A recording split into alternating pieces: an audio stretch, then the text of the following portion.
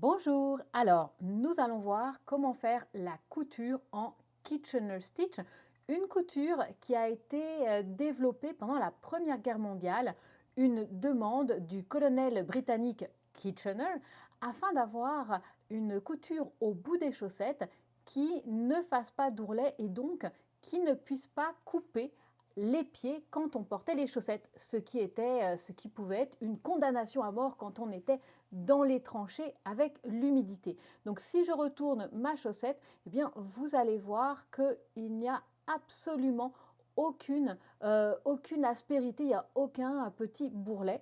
On utilise aussi cette couture pour terminer le bout de nos mitaines et pour beaucoup d'autres choses encore. Alors, c'est parti pour la couture du Kitchener Stitch.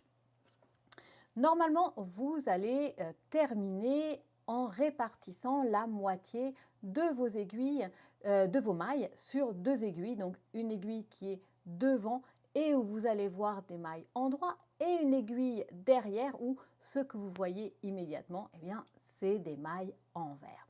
Alors c'est parti, on va faire deux opérations sur chaque aiguille, très facile à se rappeler. J'ai mis mon fil sur une aiguille à laine, j'ai coupé environ 4 fois la longueur de mon tricot pour être sûr de pouvoir aller jusqu'au bout. Et c'est parti. Donc je vois des mailles en droit, je commence avec ma première aiguille. Je vais donc prendre la première maille comme à l'endroit et la laisser tomber. Et la deuxième comme à l'envers et celle-ci va rester.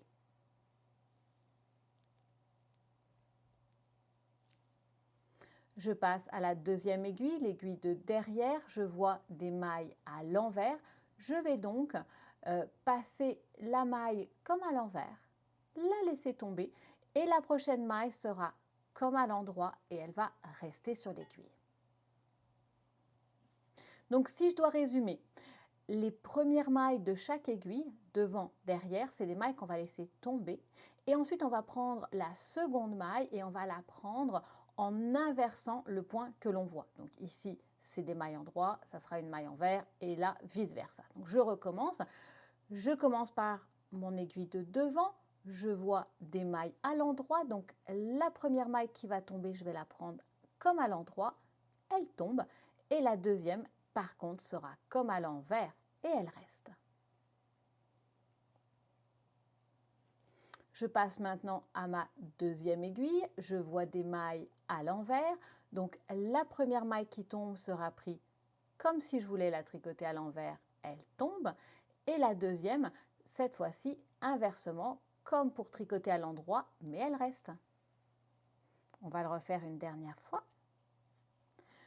Donc, première aiguille, je vois des mailles en droit, donc la maille qui va tomber, la première maille, je vais la prendre comme si j'allais la tricoter à l'endroit et la faire tomber.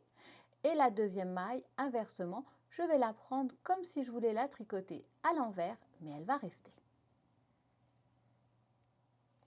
Je viens maintenant sur l'aiguille de derrière, je vois des mailles envers, donc la première maille, je vais la prendre comme à l'envers, elle tombe, et la deuxième, inversement, comme à l'endroit, et elle reste. Donc chaque maille est prise deux fois. La première fois comme à l'endroit, la deuxième fois comme à l'envers ou vice-versa. Allez, on se retrouve quand il ne me reste plus que deux mailles sur chaque aiguille. Et voilà, il ne me reste plus que deux mailles sur chaque aiguille. Je vais vous montrer sur ma petite démo ce que ça a donné. Donc regardez, on a l'impression en fait qu'il n'y a pas de couture, que les mailles de cette partie-là sont juste en train de fusionner avec les mailles de l'autre côté. Et si je retourne, eh bien le colonel Kitchener serait fier de moi. Il n'y a aucun petit bourrelet. Alors, comment est-ce que je fais pour terminer maintenant? Alors, je vais commencer avec mon aiguille de devant. Donc, je prends la première maille comme à l'endroit, je vais la laisser tomber. La deuxième maille comme à l'envers et elle va rester. Puis, je vais aller derrière. Je prends la première maille comme à l'envers et la deuxième maille comme à l'endroit et elle reste. Voilà, il m'en reste maintenant deux. Donc, je prends la première comme à l'endroit mon aiguille s'en va, la deuxième comme à l'envers. J'ai terminé ma couture. Voilà, je serre doucement et après ça, eh bien, je vais juste passer mon aiguille à l'intérieur de mon tricot en me rendant juste en dessous de ma dernière maille. Voilà, hop, je serre et je vais simplement après rentrer mon fil à l'intérieur de mon tricot, tout simplement.